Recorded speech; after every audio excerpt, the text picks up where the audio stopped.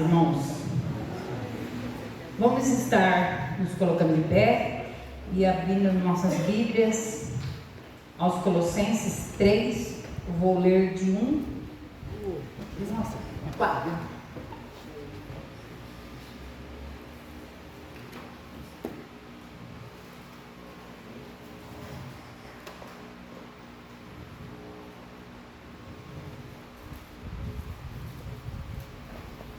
Amém?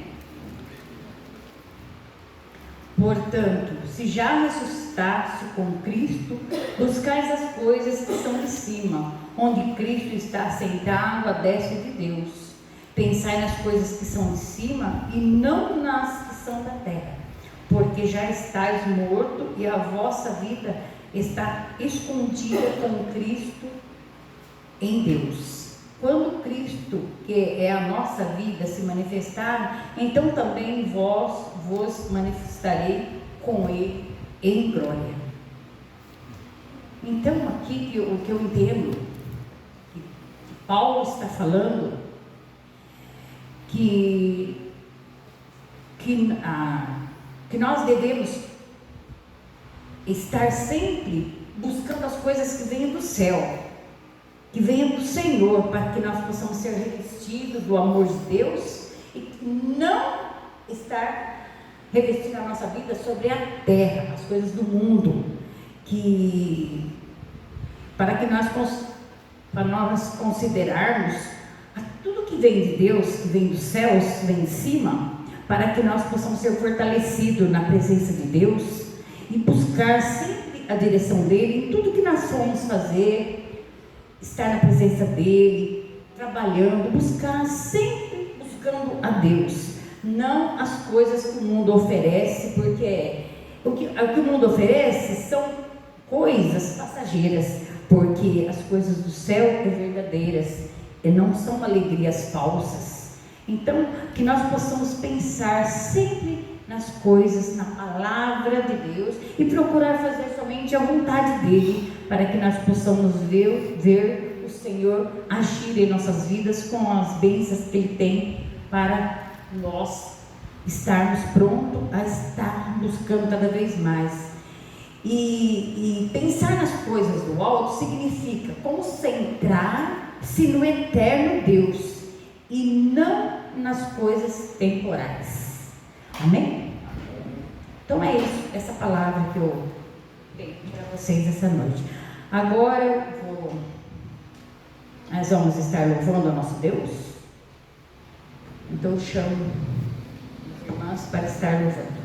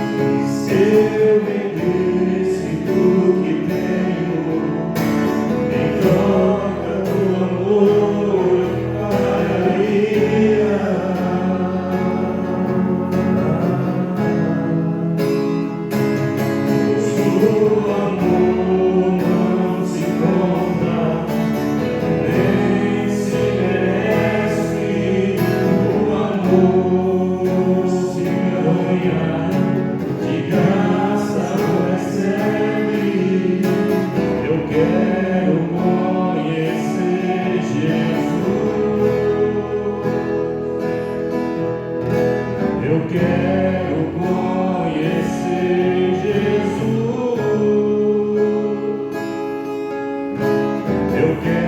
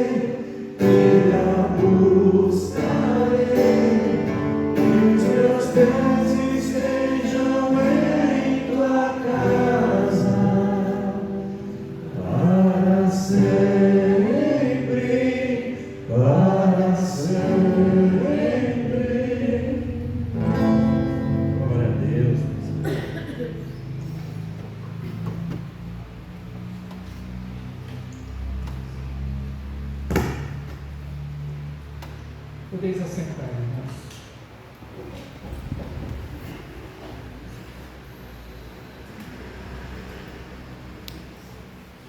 Como havia falado semana passada,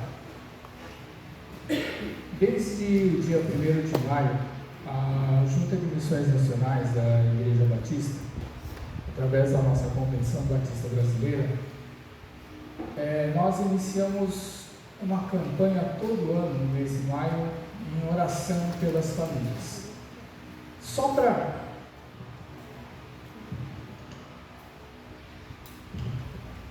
os irmãos terem consciência, eu sei que os irmãos têm, mas eu vou falar qual é a definição de família que nós encontramos conforme está no dicionário.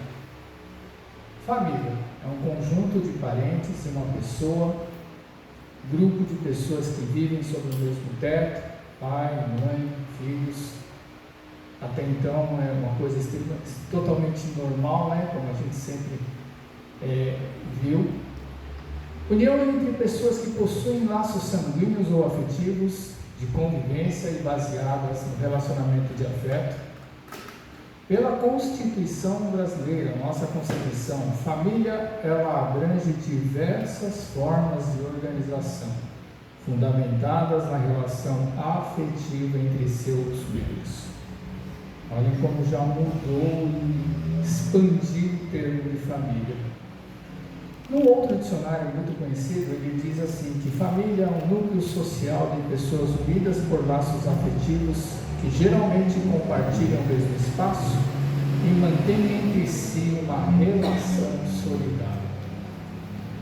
A nossa família, o nosso conceito de família cristão, ele está totalmente baseado dentro da palavra de Deus. Homem, mulher, criança, filhos. E nesse mês de maio, todos os domingos, nós vamos estar fazendo uma oração pelas nossas famílias, as famílias da nossa comunidade, da nossa igreja, da nossa denominação, não desmerecendo nenhum outro tipo de família que existe aí fora no mundo, mas, conforme a nossa denominação colocou, nós vamos fazer oração esse mês pelas famílias da nossa denominação, conforme está na palavra de Deus. Por quê? A família que nós conhecemos na palavra de Deus, desde a formação e da criação do mundo, ela está sumindo. Infelizmente falando, ela está sumindo. E a instituição, por incrível que pareça para muitos ali fora, a instituição mais sólida e que traça todo e qualquer rumo na vida de qualquer pessoa é a instituição que Deus criou. Pai, mãe, filhos, essa é a nossa formação.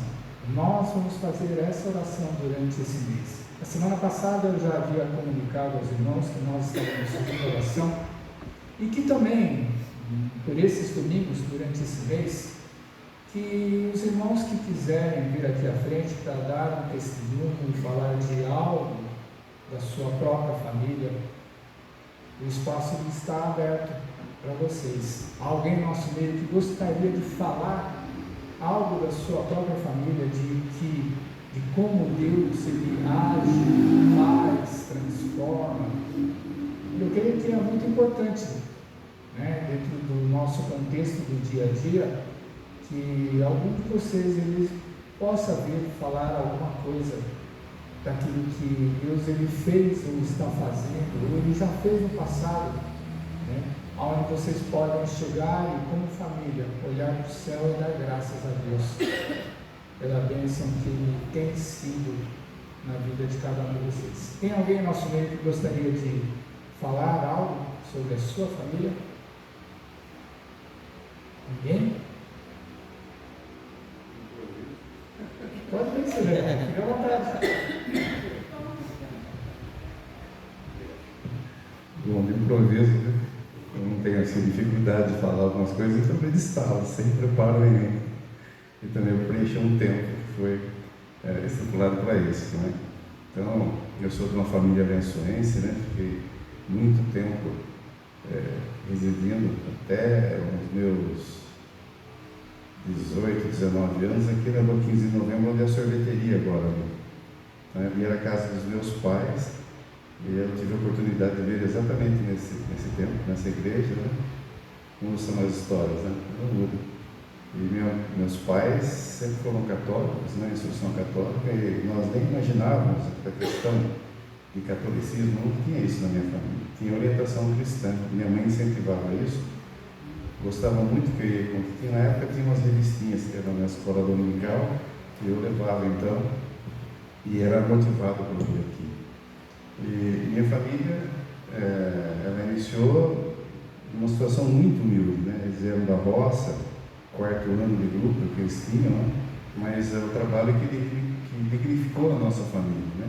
Minha mãe sempre motivava muito nas coisas sérias, né? Eu lembro muito, eu morava bem aqui e bem em frente tinha um supermercado Zé Carlos Pellegrini, né? E ali lá do Zé Carlos Pellegrini tinha um amigo que chamava Almir, né? E a gente, em frente um do outro, sempre tinha. Um dia eu apareci em casa com um papagaio e um carretel de linha. Minha mãe queria saber onde eu conseguia aquele carretel de linha. Foi séria coisa, porque minha mãe era brava, ela tinha um sangue meio espanhol. E ali eu apanhei.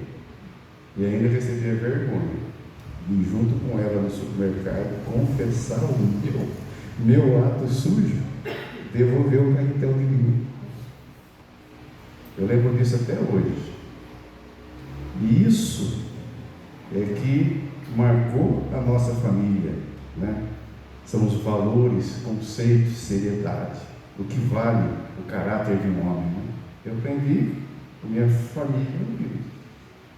E ali, um pouquinho mais de tempo, ela começou a me dar uma cestinha de verdura para ir vender. Eu vendia aqui, lá, na Vila Malmedina, eu batia isso daqui para vender verdura.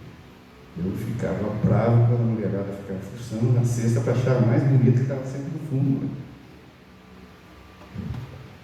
Né? E para conseguir vender tudo era difícil, porque ficava tudo fuçado depois. Não era fácil, mas ela motivava isso. Uma outra grande coisa que eu marco, que eu tenho lembrança da minha família, desse valor, é que então ela vendia verdura, então levava para casa e me sustentava. Ela ensinava o seguinte, que eu tinha que levar para a escola, na caixa escolar, não sei se vocês são dessa época, alguns, né? Tinha a caixa escolar. E a caixa escolar é aquela que sustentava as crianças que não podiam comprar. E ela colocava na mente da gente que a gente tinha que ajudar as crianças pobres a comprar a sua régua, a sua borracha, a sua caneta, seu estojo. Então, se esforçava para a gente ter a nossa. E colocava na mente da gente que a gente tinha capacidade de ajudar os outros mais pobres. E agora eu começo a voltar a fita, pobre era eu. Né? Mas era naquela humildade que ela acabou ensinando tudo isso. E aí a nossa família prosperou. Nós éramos em 7 irmãos. Né? Eu lembro bem que depois de verdureiro, eu passei a ser um frentista do posto de gasolina. Trabalhei no postinho, antigamente esse posto BR aqui, tinha um postinho, um restaurante. Eu trabalhei muito tempo fazendo sanduíche nas chapas, sendo garçom, e ali eu cresci. E um certo dia, eu tive um irmão, que chamava José Mário, então ele trabalhava no escritório de Alzira Paula Lorenzetti, que tinha uma fazenda no Distrito Lorenzetti, ele cuidava dessas escritas. O que aconteceu? Ele prestou o concurso no Banco do Brasil e foi para o Banco do Brasil. Aí ele pegou outro irmão que chama João Henrique, que trabalhava no Capelário. E usa Capelário, morava aqui na esquina. E acabou indo para esse escritório de minhas fazendas. Aí o meu irmão João Henrique fez o que comigo? Tirou eu ali do postinho e me colocou no escritório de contabilidade do Nilson Capelário. E eu não sabia fazer nada. E ele, pela amizade que tinha com os amigos, fazia com que os amigos prestassem aquilo que era responsabilidade minha, no tempo em que eu ainda também aprendia. Ele também me ensinava no tempo vago. Aí ele conseguiu tirar eu desta vida de frentista, né? Não que é coisa ruim, mas foi a oportunidade que surgiu. Né? Isso tudo é questão de família, um pensar no outro, um puxar o outro. E hoje, graças a Deus, todos são prósperos. Né? O João Henrique, alguns já conhecem, tem empreendimentos, tem a suporte, construindo prédios, tem uma história aqui em Lençóis. O outro irmão meu é promotor de justiça da primeira vara criminal Paulo, o outro irmão em São Paulo, e assim, todos próximos. Outro irmão era gerente do Brasil, eu fui gerente do Procuradeiros. Então, nós crescemos com essa base, com essa estrutura de família, um ajudando o outro, e sempre na honestidade e no trabalho. Essa lembrança que eu tenho de família, que eu quis compartilhar com vocês. Obrigado pela atenção. Amém. Deus abençoe. Deixa eu chamar aqui à frente do nosso irmão André. Cada semana eu vou escolher um irmão para fazer a oração pelas nossas famílias da igreja. Amém? Todo mundo, vamos fechar os nossos olhos, vamos estar intercedendo junto com o nosso irmão. Querido Deus, grandioso Pai, mais uma vez aqui na frente, ó Deus, agradecer ao Senhor por mais este domingo abençoado. O Senhor possa estar abençoando, ó Deus, cada família daqui, desses membros aqui da igreja. O Senhor possa estar nos abençoando, Deus. Obrigado por tudo, ó Pai, por tudo mesmo, Pai, que já fez na minha vida, na vida da minha família também. Obrigado, a Deus, por essa reunião. Que eu possa estar à frente de tudo, ó Deus. Tudo que for acontecer aqui, que já aconteceu, na palavra que o pastor Gilberto era passada. E o Senhor esteja presente através do Espírito Santo, ó Deus. Que habita em nós, ó Pai, no meio de nós. Obrigado por tudo, ó Deus, por essa igreja, por tudo, ó Pai. Em nome do Senhor Jesus é que eu oro desde já agradeço. Amém, Deus. Amém. Agora é hora de nós ofertarmos, ensinarmos a palavra do Senhor. Vamos cantar o hino do cantor cristão. Eu sei que veio preparado, sinta-se à vontade agora nesse momento em nome de Jesus.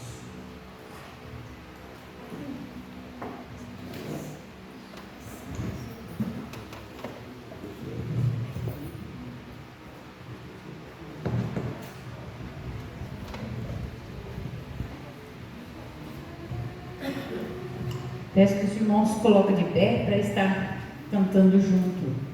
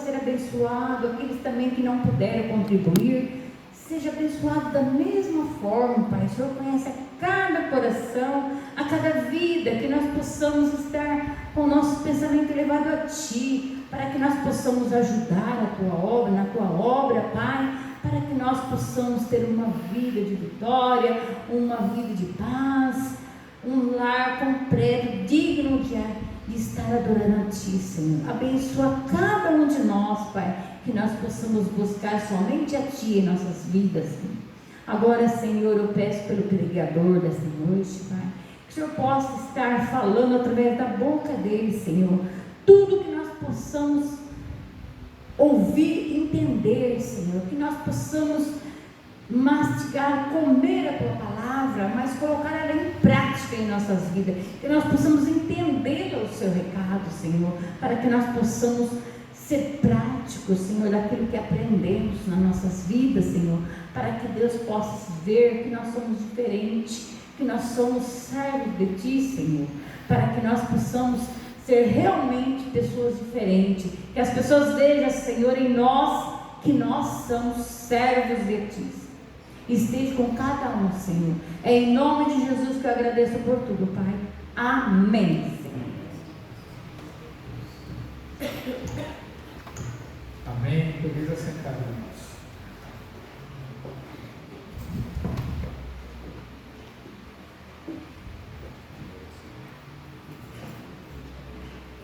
Como mesa da família, eu não poderia falar outra coisa que não seja sobre família. Eu vou pedir a você que você abra a sua Bíblia lá no livro de Lucas, no capítulo 1. Enquanto você vai abrindo, eu vou fazer mais uma oração. Pai, nós te damos graças, Senhor, por mais esse dia, por tudo aquilo que já vimos, ouvimos, presenciamos aqui na Tua casa, Pai, pelos louvores, Senhor, que acabamos em torno da Tua presença. E nesse momento, ó Pai, pelo Teu Santo Espírito, Senhor, abre o entendimento do coração de cada um de nós. Revela, ó Pai, a Tua palavra, revela tudo aquilo que o Senhor quer ao coração de cada um de nós, que todos possamos ser da Tua casa, cheios da Tua sabedoria, da Tua graça, da Tua glória, da Tua misericórdia, do Teu amor nas nossas vidas, em nome de Jesus. Amém? Irmãos, o texto que nós vamos ler, ele é bem longo, praticamente o capítulo inteiro nós vamos ler. Só para você ter ideia, o capítulo 1 de Lucas, ele tem 80 versículos, mas nós vamos ler em doses, em partes, para que a gente possa estar entendendo a cada situação daquilo que eu vou explanar essa noite. Antes de começar a fazer a leitura, quero fazer uma pergunta para vocês. Para a gente que é cristão, o que é necessário para nós termos uma família saudável e abençoada na presença de Deus? Uma palavra só, o que vocês podem dizer para mim? Amor. O que mais? Oração. Oi? Oração. Respeito. Fidelidade. Fé. Mais alguém? Cuidado. Oi? Cuidado. Tudo isso. Eu anotei algumas coisinhas um pouquinho a mais daquilo que vocês falaram. Falaram amor, respeito, transparência, comunhão, união, parceria, comprometimento. Pode vir mais palavras ainda. E uma outra que eu considero extremamente importante. Quem falou o quê? Amém. De fé. E tem uma outra palavra que vai ser o motivo da nossa mensagem hoje. Fala. Paciência. Sim. E eu tenho uma outra palavra que vai ser o assunto da nossa mensagem hoje. Santidade. Santidade. Eu acho que é uma das principais bases de uma família para ela chegar e ela ser abençoada diante da presença de Deus. O irmão, o seu testemunho que deu aqui essa noite, ele começou falando sobre valores. Olha só como a família de Deus, ela é importante para todo e qualquer lugar que possa existir nesse mundo. A base de uma sociedade saudável é uma família que é gerada pelos princípios da palavra, os princípios divinos de Deus. Vamos começar a ler. versículo de número 5 do capítulo 1, até o versículo de número 7, como eu falei, nós vamos ler por doses, por partes, para que a gente possa entender o conteúdo da mensagem. Essa noite eu poderia falar sobre algumas famílias exemplares que tem dentro da palavra de Deus. Olha só que interessante, quando você chega e você vai ler a palavra de Deus, são poucas as famílias que nós conhecemos dentro da palavra de Deus, que elas como um todo, elas caminham conforme a vontade de Deus. Quando você fala de homens levantados por Deus, a palavra inteira, Antigo e Novo Testamento, nós vamos ver citado isso. Com relação a famílias, você chega e você vai ver sobre a família de alguém, você vê um pedacinho de um tempo. Você vai ver sobre alguma situaçãozinha. Talvez quando você chega, você vai lembrar ou pesquisar, ou você pegar uma família para você ter uma base para a sua própria vida. É a família de Abraão, que nós temos 12, 13 capítulos falando sobre a vida dele, não é um pedacinho da vida dele. Sobre a família de Jacó, sobre uma ou outra família, poderia falar até da família de Davi, mas aconteceram tantas coisas na família de Davi, que nós só podemos chegar e tirar a pessoa do rei Davi, para nós podermos falar. Então, quando nós crentes, nós queremos conhecer um pouco mais de família, daquilo que está escrito em conteúdo, fatos, em exemplos, fica difícil. Nós conseguimos olhar os preceitos, as regras, as leis, as direções, mas quando nós começamos a ver uma família para nós podermos nos espelhar, é difícil nós conseguirmos encontrar. Mas Lucas, ele tem uma família especial, e é essa que nós vamos começar a falar, e olha só como é interessante. Versículo de número 5 diz assim: nos dias de Herodes, rei da Judéia, houve um sacerdote chamado Zacarias, do turno de Abias. Sua mulher era das filhas de Arão e se chamava Isabel. Ambos eram justos diante de Deus, vivendo irrepreensivelmente em todos os preceitos e mandamentos do Senhor. E não tinham filhos, porque Isabel era estéril, sendo eles avançados em idade. Olha só que interessante, por que eu escolhi Zacarias e Isabel? Começamos vendo no versículo de número 5, Zacarias, ele era sacerdote, casado com uma filha de sacerdote, porque ela era filha da tribo de Arão, tinha a mesma linhagem. Primeira coisa que nós vamos aprender, eu tenho 8 pontos para citar. Primeira coisa que nós temos a aprender com relação à mulher ou ao homem que você está procurando para se relacionar. Aqui dentro da nossa igreja hoje, a maioria já são casados, mas se nós voltássemos no tempo antes de nós casarmos, se nós conhecêssemos a palavra de Deus, a gente deveria seguir o que a palavra manda, ou nos orienta, melhor dizendo. Então, não tire o dedo daí, vamos comigo lá, 2 Coríntios capítulo 6.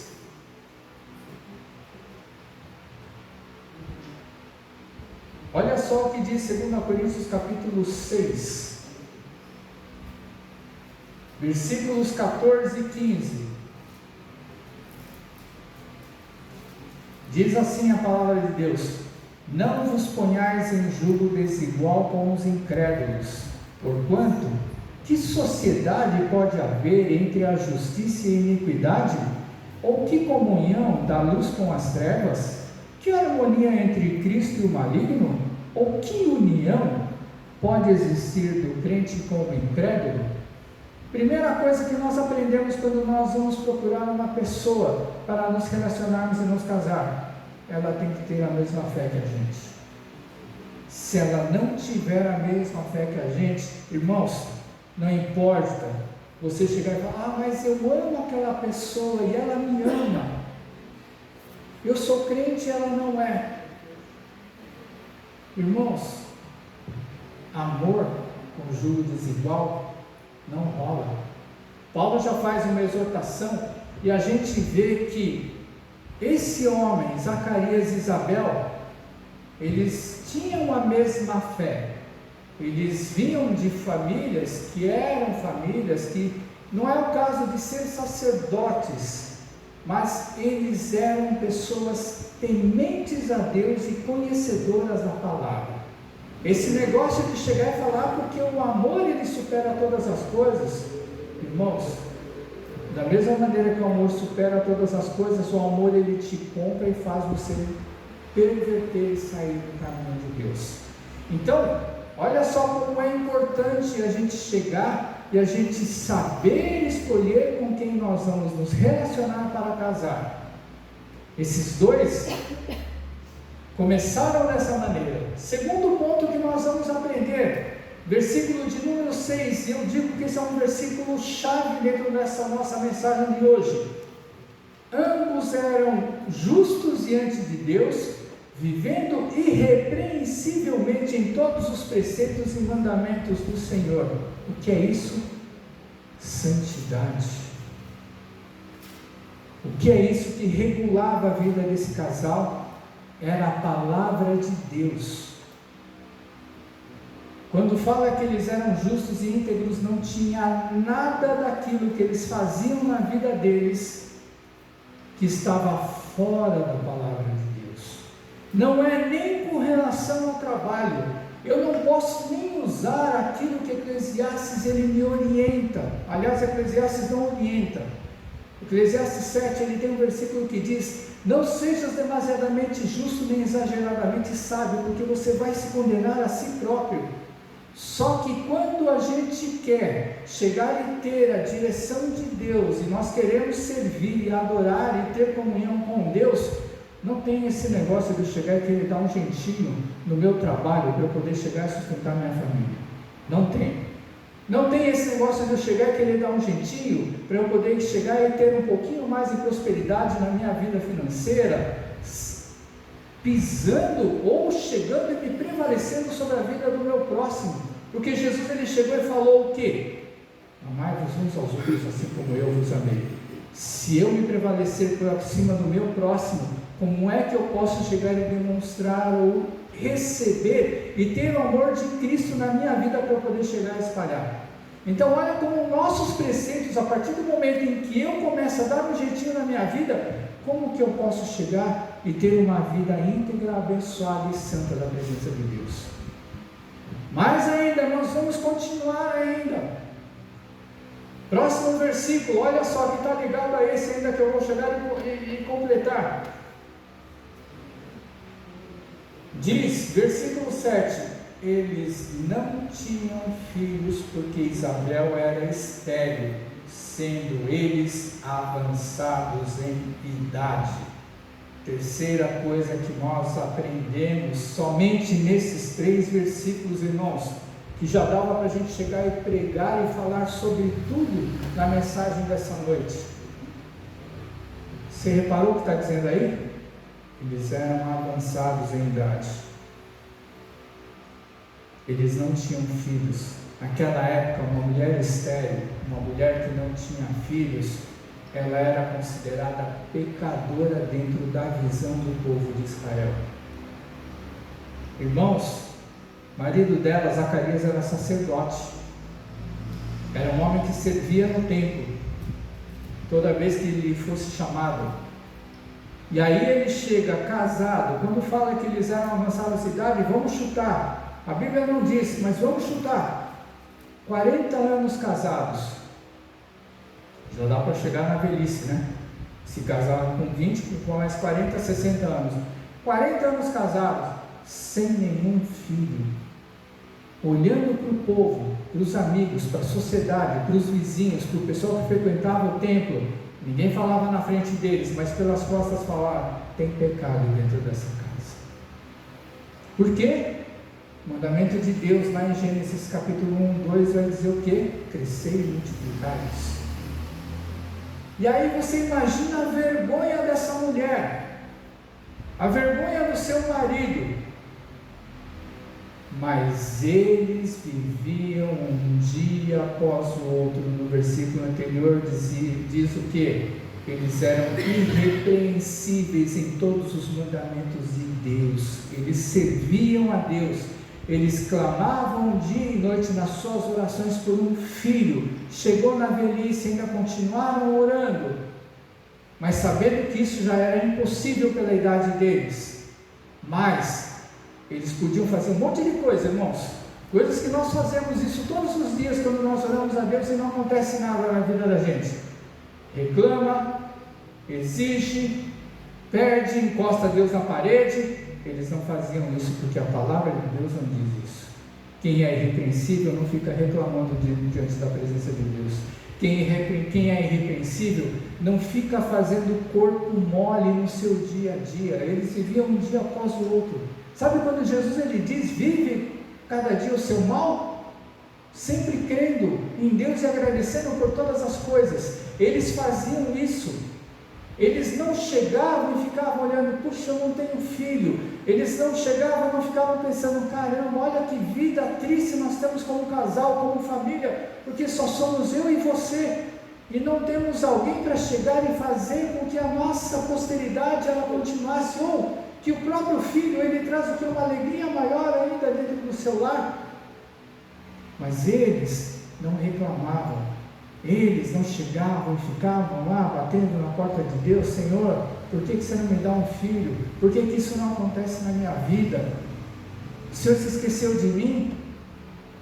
Eles viviam firmes, fiéis, sempre fazendo o melhor para Deus.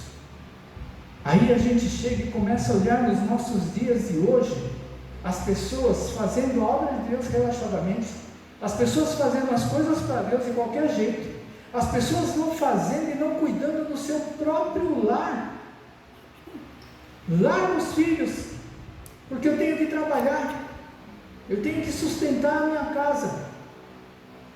A gente pode fazer todas as coisas, só que a gente só vive cansado, a gente fica reclamando de tudo, a gente chega e fala assim, não aguento, ou eu faço uma coisa ou eu faço outra. Aí a gente ouve a história dos nossos pais, dos nossos avós, dos nossos antepassados, e até ouvimos o testemunho do nosso irmão hoje, sabe, do pessoal do passado que trabalhava muito mais do que nós trabalhamos hoje, e cuidavam de tudo na nossa casa, e nem por isso a casa desandou. A casa sempre esteve firme por causa dos seus valores. Então olha só como nós já aprendemos em 3 versículos, 3 coisinhas. Vamos continuar na palavra do Senhor. Vamos ler agora, continuando, do versículo de número 8 até o versículo de número 23. Olha só o que diz ali. Aconteceu que, exercendo ele diante de Deus o sacerdócio, na ordem do seu turno, ele, Zacarias, coube-lhe por sorte, segundo o costume sacerdotal, entrar no santuário do Senhor para queimar incenso. E durante esse tempo, toda a multidão do povo permanecia da parte de fora, orando. E eis que lhe apareceu um anjo do Senhor em pé à direita do altar do incenso. Vendo-o, Zacarias turbou-se e apoderou-se dele o temor. E disse-lhe, porém, o anjo, Zacarias, não temas, porque a tua oração foi ouvida, e Isabel, tua mulher, te dará à luz um filho, a quem darás o nome de João. Em ti haverá prazer e alegria, e muitos se regozijarão com seu nascimento, pois ele será grande diante do Senhor. Não beberá vinho nem bebida forte, será cheio do Espírito Santo já no ventre materno. E converterá muitos dos filhos de Israel ao Senhor seu Deus, e irá diante do Senhor no espírito do poder de Elias, para converter o coração dos pais aos filhos, converter os desobedientes à prudência dos justos, e habilitar para o Senhor um povo preparado. Então perguntou Zacarias ao anjo, como saberei isso? Pois eu sou velho, minha mulher avançada em dias.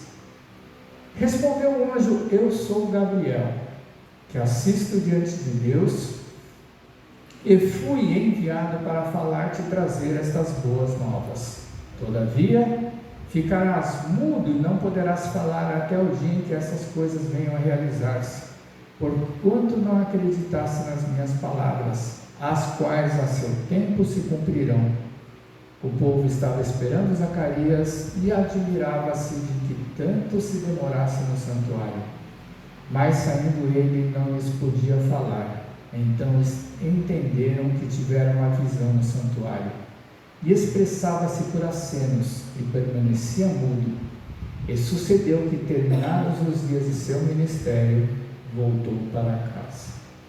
Quarta coisa que nós aprendemos: continue sendo fiel na sua vida e faça tudo aquilo que Deus coloca na tua mão com excelência, seja em trabalhar, seja em cuidar da sua casa, seja em cuidar dos seus filhos, seja em cuidar da sua família, seja em cuidar da sua própria vida. Se você prestou atenção nesse trecho que nós lemos, Zacarias ele era sacerdote, e naquele tempo o templo era só um, o Jerusalém. Vocês imaginam quantos sacerdotes não tinham nos tempos de Zacarias para chegar e trabalhar dentro de um único templo? E aí você chega e você leu no primeiro versículo junto comigo, dizendo que coube a Zacarias ter sorte daquele dia de chegar e entrar no templo. Irmãos, tinha tanto sacerdote para chegar e servir no templo, e não tinha que fazer muita coisa no templo, porque já não se sacrificava mais praticamente. E a única coisa de serviço que existia lá naquele tempo, no templo, era chegar e entrar lá no templo para levar incenso, para chegar e manter aceso. Agora você imagina o seguinte: que sorte danada é essa que Zacarias ele teve, que na hora do pessoal chegar e jogar as pedrinhas, apareceu o nome dele para chegar e entrar no templo.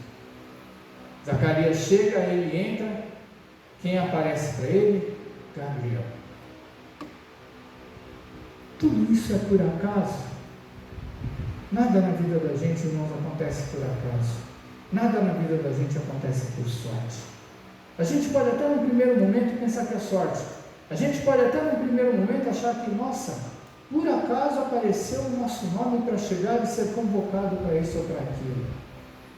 Agora, quando ele bota os pés dentro do templo e só estava ele, porque só podia entrar um sacerdote, e esse sacerdote era ele, escolhido para chegar e levar um incenso para ser queimado no altar.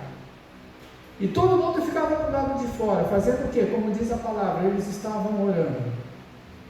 Esse serviço era extremamente rápido, ele chegava, entrava, queimava incenso e saía. Aí aparece o anjo Gabriel na presença dele e diz para ele: suas orações foram ouvidas. Que oração, irmão? Irmã, se durante, chutando 40 anos, a oração dele, de Isabel, era uma só, de chegar e pedir um filho para Deus, ele já estava naquele tempo, por ser velho, avançado em dias, já não acreditava mais na oração que ele fazia, mas ele fazia oração. Quantas e quantas vezes nós, das nossas vidas, e tanto orar para Deus, pedindo sobre uma única situação, nós oramos, mas já não temos mais aquela fé, não temos mais aquele ímpeto, aquele ânimo do começo, da gente chegar e ter aquela fervorosidade de chegar e clamar a Deus e achar que Deus vai fazer na hora. Imagina você ficar 30, 40 anos orando sobre uma mesma situação. Como já não seria o coração, ou como já não deveria ser o coração de Zacarias naquele tempo daquela oração. Ele orava a Deus por quê? Porque ele acreditava em Deus, porque ele servia a Deus, porque ele vivia a Deus no seu dia a dia, porque ele era fiel a Deus, não somente ele, mas a sua esposa. E aí o anjo chega na presença dele e dá essa mensagem, essa notícia que primeira coisa na vida, na primeira reação que ele deveria ter era o quê? Alegria. E diz a mensagem que nós lemos aqui, ele esteve espanto, porque o anjo chegou e falou uma coisa para ele que ele já considerava como impossível. E aí, como nós lemos no transcorrer, ele chegou e duvidou daquilo que Deus poderia fazer na vida dele. O anjo chega e cala a boca dele, ele fica mudo por todo o tempo. Imagine esse homem ficar mudo durante 9 meses. De que maneira ele se comunicava? De que maneira ele falava com as pessoas? De que maneira ele explicaria para sua esposa que Deus tinha falado para ele que eles teriam um filho? Então olha só que esse homem, mesmo não acreditando mais que Deus pudesse fazer isso, não que Deus não tivesse o poder de fazer, mas que ele já pensou, minha hora passou. Não é assim quando a gente chega? É a mesma coisa que, por exemplo, Abraão e Sara, com 100, com 99, com 89 anos, Deus ele chega e fala, daqui um ano eu vou te visitar e você vai ter um filho. O que foi que aconteceu com Sara e Abraão? Eles riram. Eles riram porque como é que um casal de velhinho vai chegar e ter um filho? Quase aconteceu isso com Zacarias, mas ele continuou sendo fiel a Deus. Ele chegou, termina seu serviço, volta para casa e vamos continuar. 24 e 25. Passados esses dias, Isabel, sua mulher, concebeu e ocultou-se por 5 meses, dizendo, assim me fez o Senhor, contemplando-me para anular o meu opróbrio perante os homens. Isabel já teve uma reação diferente de Sara. Quinta coisa que nós aprendemos: quando Deus chegar e falar com você que Ele vai fazer, e Ele cumpre a primeira parte da promessa, tenha alegria no seu coração. Isabel velhinha, começando a ter barriguinha, em vez dela achar que as pessoas iam rir da cara dela como Sara achou, ela se alegrou por causa do milagre que Deus havia feito na vida dela. A alegria dela poder chegar e ser mãe, a alegria dela chegar e poder cumprir o mandamento de Deus, que era crescer e multiplicar. A alegria dela chegar e poder não responder para as outras pessoas, mas para poder demonstrar dentro da sua própria vida que não era pecado que ela tinha sobre a vida dela e que ela não tinha filhos. Tudo isso, irmãos, não foi por acaso. Porque quando a gente está lendo a palavra de Deus, nós que passamos e avançamos no tempo, nós que temos a Bíblia, nós conhecemos essa história e nós nos esquecemos do contexto de que essa história ela foi escrita e foi gerada lá no passado. E quando Lucas ele conta porque ele recolheu todas as informações e ele foi colocando. Mas se você e eu vivêssemos naquele tempo, a gente iria começar a contemplar de uma outra forma e outra maneira tudo isso que aconteceu. Porque Deus ele não só deu um filho para eles, mas como o anjo ele chegou e falou com Zacarias, o anjo quando ele falou com Zacarias, ele contou para Zacarias aquilo que o profeta Isaías já tinha falado acerca de João Batista, do profeta que viria para anteceder a Cristo Jesus. Mas eles naquele tempo, imaginem o seguinte, talvez eles não tivessem essa consciência de que eles seriam os escolhidos por Deus para chegar e gerar um filho que iria apresentar a Cristo Jesus para o mundo. Mas ela pensou naquele momento, Deus atendeu o meu desejo, o pedido do meu coração, e eu estou gerando um filho. Vamos continuar. Do versículo 26 até o versículo versículo de número 36 até o versículo de número 38, ele vai falar sobre o anúncio do nascimento de Jesus Cristo, ou seja, a visitação de Maria pelo mesmo anjo que chegou e visitou Zacarias, o anjo Gabriel, o mesmo anjo. Ele chega e faz o anúncio. Nós não vamos ler esse texto, esse pedaço, mas você imagina uma situação. O anjo ele chega diante de Maria e fala: agraciada, abençoada, você foi escolhida para gerar o Filho de Deus. Imagina o espanto de Maria, irmãos. Imagina o espanto daquela mulher em que o anjo chega e foi falar para ela que você foi escolhida. Ela chega e na conversa que o anjo tem com ela, nós não vamos ler, mas no bate-papo que Gabriel tem com ela, ela chega e naquele momento, no seu coração, ela fala: faça-se assim a sua vontade, Senhor. Quando você está com um anjo na sua frente, você está contemplando a glória de Deus na sua vida. E na hora que o anjo vai embora, eu estou gerando o Filho de Deus, sou uma mulher virgem, e Deus ele me escolheu para gerar aquele que vai ser o Messias, o Salvador do mundo. Esse é o nome de Jesus Cristo. O Senhor é a salvação. Agora você imagina o seguinte: todos nós temos um pouco ou muito de Tomé dentro da nossa vida. Quantos de nós já não ouviu Deus falar com a gente que Ele vai tomar conta da nossa vida, que Ele vai cuidar da nossa família, que Ele vai nos abençoar, Ele vai à frente da nossa luta? Na hora que Deus fala, a gente está com aquela fé todinha. Meia hora que Deus ele chega e sai da nossa presença, você fica igualzinho a Tomé. Eu e você ficamos igualzinho a Tomé.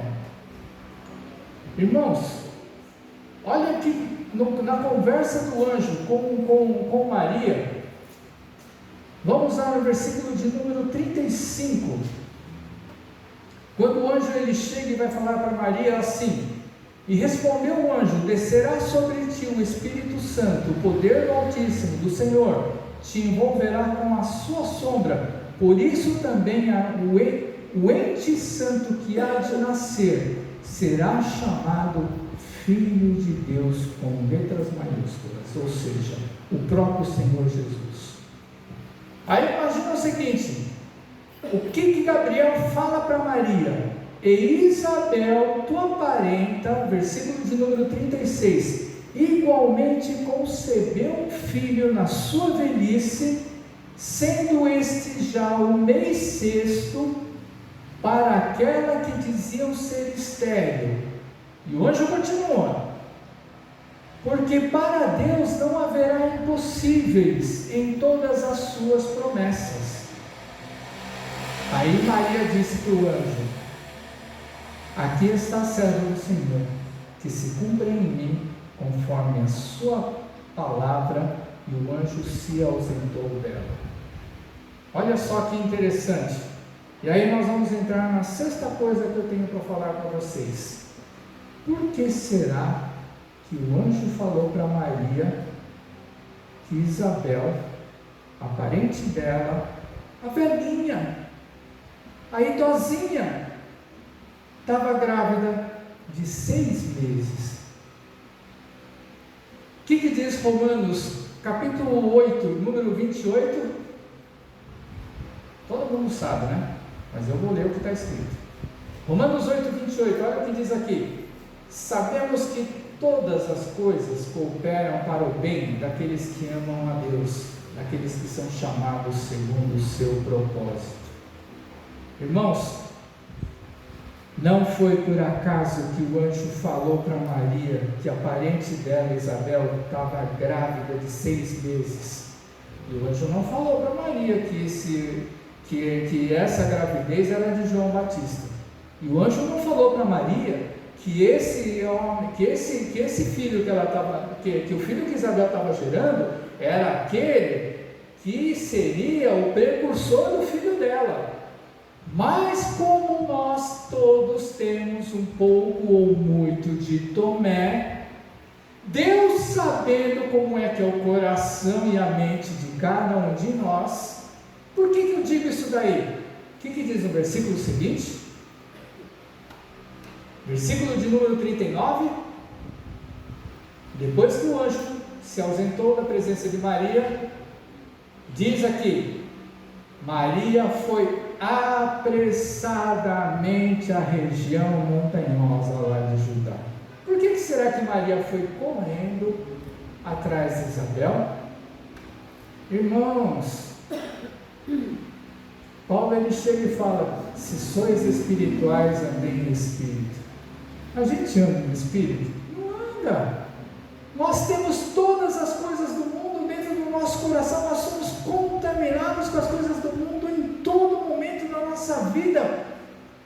As coisas que acontecem para a gente chega e fala assim: se eu não ver os cravos nas mãos do Senhor, de modo nenhum eu vou crer que Ele ressuscitou. A gente é assim, a gente não fala da boca para fora, mas nós queremos ver acontecer. E Deus, já sabendo como era o coração de Maria, não era simplesmente a visita do seu anjo para falar isso daí. Por que não era simplesmente? Quanto tempo dura uma gravidez? 9 meses. Talvez no primeiro dia, na primeira semana, no primeiro mês, ela estivesse assim, com toda a fé do mundo: o Filho de Deus vai sair do meu ventre. Será que no segundo, no terceiro, no quarto mês, ela estaria assim, com essa fé todinha fervorosa?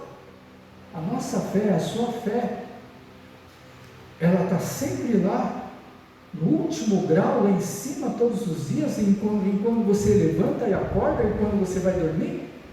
Não. A gente é humano, irmãos. A gente é pecador, a gente é fraco, a gente tropeça, a gente olha para as coisas acontecendo na vida da gente. Olha o que Jó aconteceu. Jó não se abalou, mas se a gente estivesse na pele de Jó, os empregados chegaram e falaram: veio um furacão e acabou com toda a sua plantação, acabou com a sua empresa, sua firma quebrou, faliu. O que você vai fazer da vida agora? Veio uma onda, uma tempestade, um furacão do céu, derrubou a casa que todos os seus filhos estavam lá dentro. O que você vai fazer na sua vida? Se a gente estivesse no lugar desse homem, a gente estava desesperado, chorando, descabelando, a gente estava batendo a cabeça na parede, a gente estava correndo para tudo quanto é lugar, menos na direção de Deus, porque a gente acharia o quê? Deus está fazendo tudo isso para cima de mim porque eu estou em pecado. Então olha só, Deus conhecendo como é que era o coração de Maria, porque ela era uma mulher, era um homem, se fosse um homem no caso, mas sendo um ser humano, ele já chega e fala: para Deus nada é impossível, porque eu acabei de fazer um milagre há 6 meses atrás na tua parente. Não sabe se é prima, de primeiro, segundo, terceiro grau, se era tia ou qualquer coisa que ela fosse. Dentro da tua própria casa tem uma pessoa que eu fiz um milagre há 6 meses atrás, e hoje ela está vivendo, regozijando a alegria dentro do seu coração de que ela está gerando um filho. Normal, sim, no caso de Isabel, mas um filho para mostrar que eu sou o Deus do impossível na sua vida e na vida dela. Ela corre para a casa de Isabel. Como diz lá: todas as coisas cooperam para o bem daqueles que amam a Deus, aqueles que são chamados segundo o seu propósito. E aí olha só que interessante, acompanhe comigo, versículo de número 39 até o versículo de número 45. Então diz lá: naqueles dias, expondo-se Maria, foi apressadamente à região montanhosa, a uma cidade de Judá, e entrou na casa de Zacarias e saudou a Isabel. Ouvindo esta saudação de Maria, A criança lhe estremeceu no ventre. Então Isabel ficou possuída do Espírito Santo. E exclamou em alta voz: bendita és tu entre as mulheres, e bendito o fruto do teu ventre. E de onde me provém que me venha visitar a mãe do meu Senhor? Pois logo que me chegou aos ouvidos a voz da tua saudação, a criança estremeceu de alegria dentro de mim. Bem-aventurada que creu, porque serão cumpridas as palavras que lhe foram ditas da parte do Senhor. Irmãos, olha só que interessante. Sétima coisa que a gente aprende: Deus, Ele usa as pessoas que estão ao nosso redor para fortalecer a nossa fé. Naquele tempo não tinha internet, naquele tempo não tinha celular, naquele tempo não tinha televisão, naquele tempo não tinha energia elétrica. Qualquer viagem que você fosse fazer, você não fazia em alguns minutos, você demorava dias, porque você só podia se locomover de cavalo, de burro, de carroça. Não tinha carro, não tinha avião e não tinha sinal de computador, porque nem existia isso. Quando Deus ele tem um propósito na vida de alguém, Ele usa as pessoas do seu meio para chegar e sustentar a sua fé, para sustentar o seu ânimo, para sustentar a sua vida, para que as coisas que Ele prometeu que Ele vai fazer fiquem bem seguras dentro de você. Presta atenção. Quando Maria entra na casa de Zacarias, cumprimenta Isabel, a criança que estava no ventre de Isabel, João Batista, ele estremece. Isabel, ela é tomada pelo Espírito de Deus. Por que ela é tomada pelo Espírito de Deus, irmãos? Lembrando o segundo versículo que nós lemos: justa, íntegra, irrepreensível, seguia a palavra de Deus na sua vida, não falava da boca para fora como muitos de nós falam da boca para fora, ela vivia a palavra de Deus, ela foi tomada por Deus naquele momento, porque como não tinha comunicação e a coisa acabou de acontecer, Deus, o Espírito de Deus usando ela, falou assim: bendita és tu entre as mulheres e bendito o fruto do seu ventre. E aí ela chega e fala: de onde provém que me venha visitar a mãe de quem? Do meu Senhor. Ou seja, o Tomé que era Maria, que somos nós, quando chega e ouviu uma pessoa que não sabia do que aconteceu com ela e foi tomada por Deus, porque era uma pessoa íntegra que vivia servindo a Deus em todas as coisas, ela chegou e falou o que? Ela confirmou a palavra que o anjo Gabriel tinha contado para Maria, dizendo que ela iria gerar a Jesus Cristo na sua vida. Olha só como Deus ele não faz nada por acaso. Existia todo o propósito de Deus. Demorou 40 anos? Que seja. Demorou, mas veio no tempo certo, no tempo de Deus, para chegar e alegrar um casal que pedia tanto um filho, para usar esse casal, já antes de João Batista ele chegar e preparar o caminho de Jesus Cristo, usar esse casal para já preparar a mãe que iria, naquela época, gerar a Cristo, para preparar aquela mulher para ela receber um Salvador naquele tempo. Então olha só como Deus ele chega e ele trabalha. Nós não entendemos os planos de Deus, nós não conhecemos os planos de Deus, mas nós sabemos daquilo que Ele é capaz, nós sabemos daquilo que o Senhor Ele pode fazer, e aí a gente deveria ter fé sempre, né? Mas nem sempre temos essa fé. Mas se a gente vive um dia após o outro, fazendo o nosso serviço com excelência, tendo a nossa comunhão com o Senhor, de coração, e tentando servir a Deus em todas as coisas das nossas vidas, irmãos, Deus ele é fiel e justo para chegar e entrar com providência nas nossas vidas na hora que a gente menos espera. E aí vamos continuar, para a gente encerrar.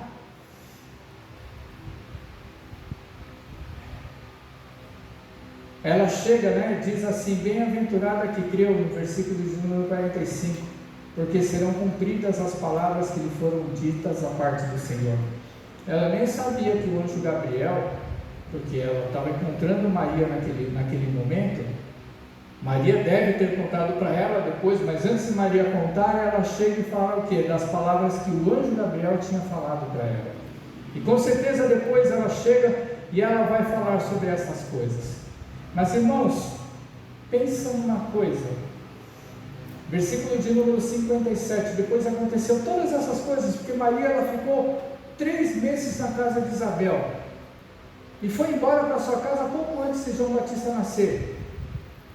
Aí chega no versículo de número 57, voltando para o assunto da nossa mensagem de hoje, que é a última coisa, porque quando ela teve a bênção completa, versículo de número 57 diz assim: a Isabel cumpriu o seu tempo de dar à luz e teve um filho. Irmãos, uma bênção que deve ter durado pelo menos uns 40 anos, a concretização de um pedido que um casal fez a Deus. A última coisa que a gente aprende em todas essas coisas, abram juntamente comigo, segundo a Pedro, capítulo de número 3.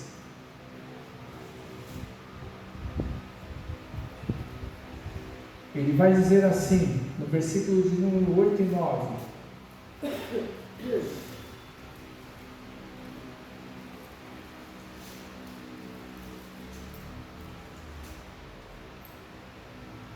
Todavia uma coisa, amados, que não deveis esquecer, que para o Senhor um dia é como 1000 anos, e 1000 anos como um dia. Deus, o Senhor, não retarda a sua promessa, como alguns a julgam demorada. Pelo contrário, Ele é longânimo para convosco, não querendo que nenhum de vós pereça, senão que todos cheguem ao arrependimento. Nunca pense na sua vida que Deus se esqueceu, que Deus ele não quer mais operar na sua vida. Se algo você pediu a Deus e Deus ele falou que ele vai cumprir, confie firme até o fim. Deus ele não vai chegar e vai se esquecer, Deus ele não está enrolando, Deus ele não está fazendo por causa do pecado que nós temos, porque mesmo se nós pecarmos, porque mesmo sendo Zacarias e Isabel justos, íntegros e irrepreensíveis diante da parte de Deus e da presença de Deus, com certeza eles pecaram. Naquele tempo eles não tinham a Jesus, mas nós temos a Jesus. E a palavra de Deus ela diz o quê? Que se nós pecarmos, nós temos um intercessor, um advogado diante da presença do Pai, que é Cristo Jesus, que intercede pelas nossas vidas em todo tempo, em todo momento, diante da presença do Senhor. E o que nós temos que fazer? A gente pede perdão, se arrepende da nossa falha, do nosso pecado. Deus ele nos perdoa, porque Jesus ele está ao lado dele, intercedendo pelas nossas vidas. E nessa última coisa que nós aprendemos, por mais que seja impossível para você, de você conseguir enxergar a tua bênção, por mais difícil que você chegue e você olhe para a sua situação, creia, se Deus falou que vai acontecer, vai acontecer. Ah, mas ele não falou nada para Isabel e Zacarias, de que ele daria um filho. Interessante é que Deus ele não falou nada, mas ele nunca disse para Isabel e Zacarias: para de orar que eu não vou te dar um filho. Não diz em lugar nenhum da Bíblia isso. Ou seja, se Deus ele não falou nada para a gente daquilo que nós pedimos a Ele, nada contra, continue com a mesma fé, o mesmo fervor, a mesma intensidade desde o primeiro dia. Pode ser que você já esteja 30 anos caminhando nessa vida e nesse pedido, fazendo isso diante da presença de Deus. Se Deus ele nunca falou que Ele não vai fazer, é porque Ele tem um plano e um propósito para agir na tua vida. Não da nossa maneira, não como nós queremos, mas Ele tem um propósito em todas as coisas na nossa vida, que é uma coisa muito maior do que aquilo que nós pensamos somente na nossa cabeça. Agora, olha só, nós não vamos continuar a história, mas olha só como João Batista foi importante para Jesus no início da sua caminhada para preparar o terreno para o Senhor ele anunciar o reino de Deus. Agora, se nós formos avançar nessa história, nessa parte aí onde eu encerrei, você vai ver que João Batista ele crescia em conhecimento, sabedoria, em comunhão com o Senhor, com Deus na vida dele. Por que será, irmãos? Porque ele tinha 2 pais que eram fiéis e tementes a Deus. Nas famílias que nós vivemos hoje em dia, é difícil nós fazermos e termos isso, de chegar e ter 2 pessoas, homem e mulher, um casal, que vão chegar e caminhar dentro da presença de Deus para que os seus filhos, as suas gerações, elas venham acontecer, de crescer dentro do temor, do amor, do conhecimento, da misericórdia do Senhor. Mas nós não podemos desistir, nós temos que continuar a valorizar essas nossas famílias, as famílias de Deus, as famílias que o Senhor ele chegou e Ele usou as nossas vidas para que nós pudéssemos gerar, porque são estes que vão ser os nossos remanescentes, aqueles que vão nos suceder, que vão chegar e dar continuidade a toda essa obra de salvação que existe desde o começo da história. Por isso que uma das coisas mais importantes dentro de uma casa, dentro de uma família, é santidade. Não se prega mais hoje santidade, não se vive mais hoje santidade. Não é porque é muito difícil, não é porque não está na moda, mas é porque o mundo desconstruiu a santidade. E Deus ele falou: sede santos, porque eu sou santo. Ou seja, temos que ser diferentes do mundo. Eu e você não podemos ser igual ao mundo. Se nós formos iguais ao mundo, nós não vamos conseguir chegar e contemplar a glória de Deus agindo em todas as coisas na nossa vida. É difícil? É, mas se a gente se esforçar, Deus é poderoso e suficiente dentro da nossa vida para usar o Espírito Santo que habita dentro do nosso coração, para nos fortalecer a seguir firmes e caminhando nessa fé, para nós contemplarmos a glória do Senhor, usando, abençoando e trabalhando na nossa vida para que a gente possa continuar a ver os milagres de Deus na nossa vida. Se nós não vemos milagres, é porque nós estamos buscando muito pouco ao Senhor na vida da gente. Mas creia no seu coração, a palavra não mente, não falha. Se nós somos fiéis a Deus, Ele vai ser fiel em todas as coisas da nossa vida, em nome de Jesus. Amém? Vamos cantar o hino do cantor cristão.